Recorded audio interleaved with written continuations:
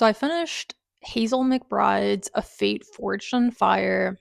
Not to be a hater, but I didn't love it, and here's why. So this book is a fantasy romance. Basically, we've got a secret princess trope. The main character, Amira, she is like the heir to the throne, and there's also dragons. It's kind of like a mix between Game of Thrones. Okay, so this is my major critique of the book. So there's a lot happening in the book and a lot that I like typically. Like, I'm not averse to tropes. I like a good trope and that kind of thing. I love dragons. There's dragons in here. Pretty cool.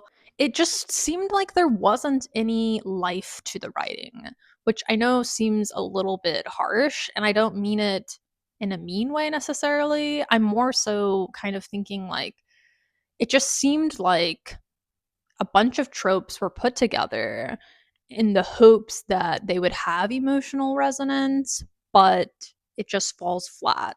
Like, moves were made, but the resonance, like the character, like becoming really invested in the characters and then the story, like that didn't really happen for me, in part because it just seemed like we were rushing through things and a lot wasn't making sense. And I could tell that Fiorian and Amira were like meant to end up together, but I didn't feel it.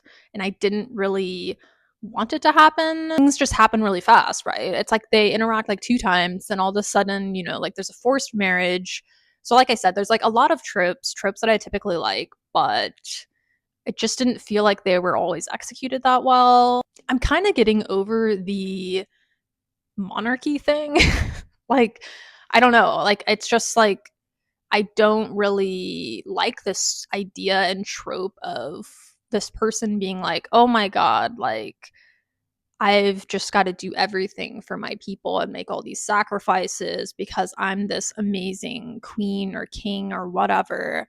It's like I just reject that on many levels. So if you have any recommendations that are like fantasy romance but anti-monarchy, like I would be very interested to hear your recommendations there. So I can't really put that on this book in particular.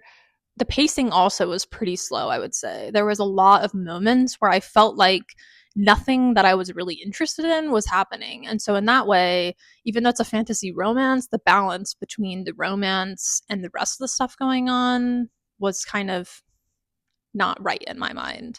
If anyone else read this, let me know what you think.